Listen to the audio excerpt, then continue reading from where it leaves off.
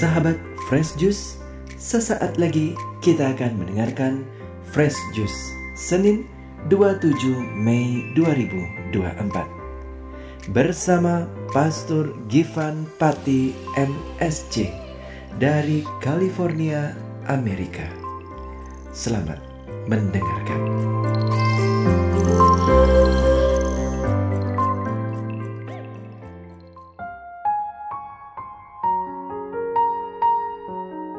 Sahabat Fresh Juice dimanapun Anda berada, salam Fresh Juice.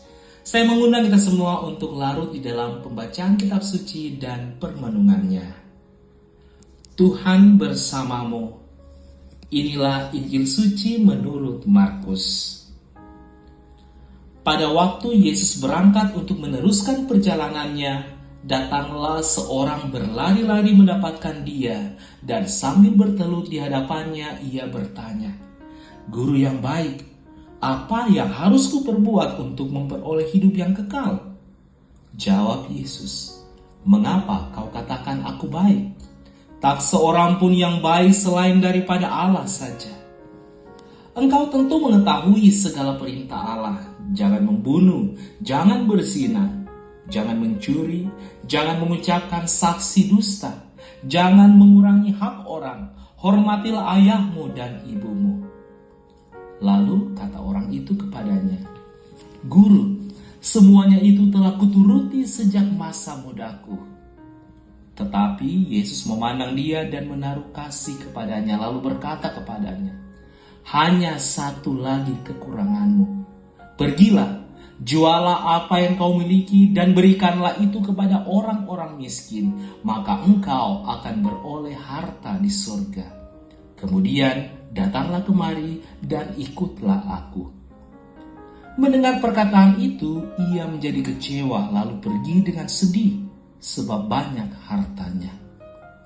Lalu Yesus memandang murid-muridnya di sekelilingnya dan berkata kepada mereka, "Alangkah sukarnya orang yang beruang masuk ke dalam kerajaan Allah." Murid-muridnya tercengang mendengar perkataannya itu. Tetapi Yesus menyambung lagi, "Anak-anakku, alangkah sukarnya masuk ke dalam kerajaan Allah. Lebih mudah seekor unta melewati lubang jarum daripada seorang kaya masuk ke dalam kerajaan Allah." Mereka makin gempar dan berkata seorang kepada yang lain, "Jika demikian, siapakah yang dapat diselamatkan?" Yesus memandang mereka dan berkata, "Bagi manusia hal itu tidak mungkin, tetapi bukan demikian bagi Allah. Sebab segala sesuatu adalah mungkin bagi Allah." Demikianlah sabda Tuhan.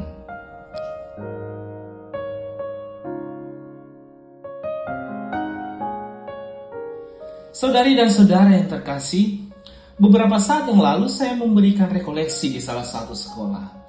Saat perkenalan, ada yang menyebut dirinya sebagai seorang anak yang berasal dari keluarga miskin. Ada juga yang membahasakan dirinya berasal dari keluarga yang sederhana.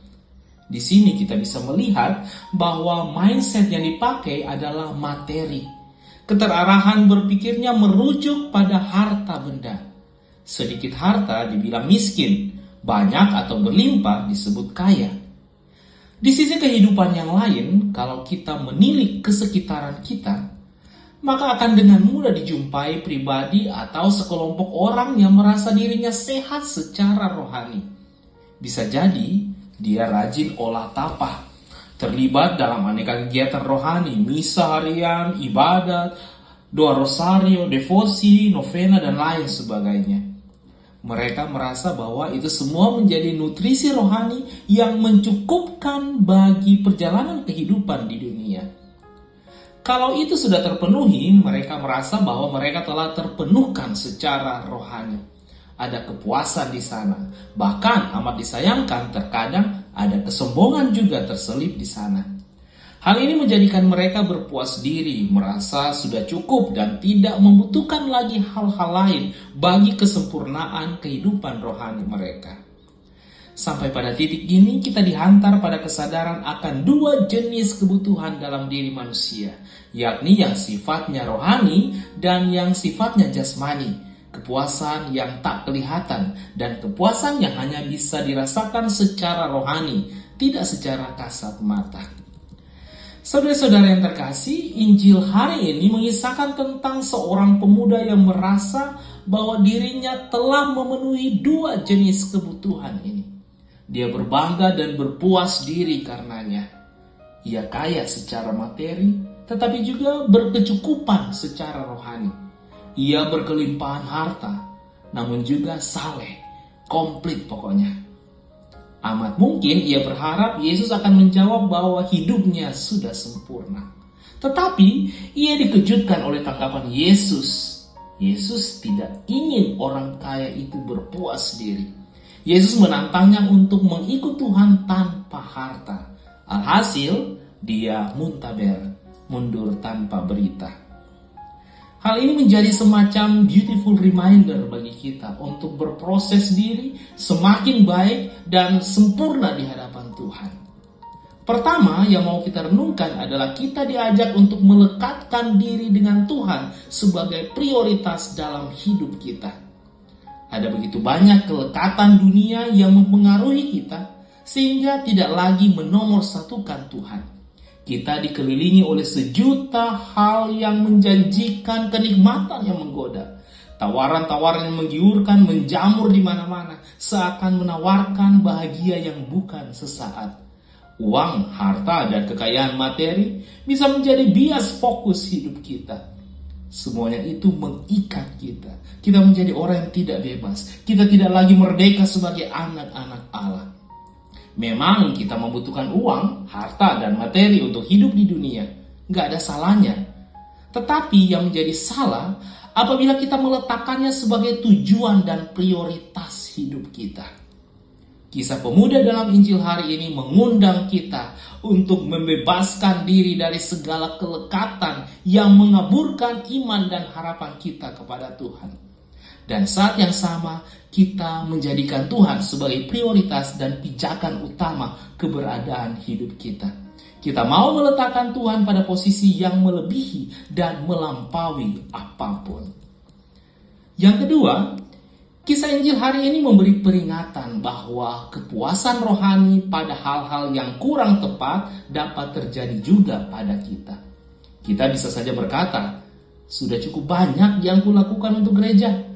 Ada begitu banyak waktu yang telah aku berikan untuk pelayanan. Saya kan rajin ke gereja dan sangat dermawan. Di sini semuanya terlihat sangat baik, bahkan sempurna. Tetapi kita diajak untuk melihat motivasi kita dan menilik hati kita. Kita mau bertolak lebih dalam lagi untuk bertanya, apakah saya lakukan itu semua dengan tulus? Ataukah ada muatan-muatan lain yang disertakan? Apakah memang semuanya untuk kemuliaan Tuhan ataukah demi kemuliaan diri? Apakah peri hidupku sesuai dengan pelayanan yang kulakukan di gereja? Ataukah ada keterpisahan serius antara cara hidupku di gereja dan di luar lingkungan gereja? Ternyata dalam kita mengikuti Tuhan, Dia selalu menghendaki supaya kita semakin terikat padanya, bukan pada harta atau kepuasan rohani. Marilah kita selalu merendahkan diri dan bukan berpuas rohani. Kita belajar untuk semakin rela dan tulus, semakin dewasa dan makin murah hati untuk berbagi dan mempersembahkan hidup kita sebagai persembahan yang hidup bagi kemuliaan Tuhan dan kebahagiaan sesama. Akhir kata, jangan peduli motivasi pulus, supaya ikhlas sulit diretas. Mari melayani dengan tulus, pastikan Tuhan sebagai prioritas. Tuhan memberkati. Sahabat Fresh Juice, kita baru saja mendengarkan Fresh Juice Senin 27 Mei 2024. Terima kasih kepada Pastor Givan untuk renungannya pada hari ini. Sampai berjumpa kembali dalam Fresh Juice edisi selanjutnya. Tetap semangat, jaga kesehatan, dan salam Fresh Juice.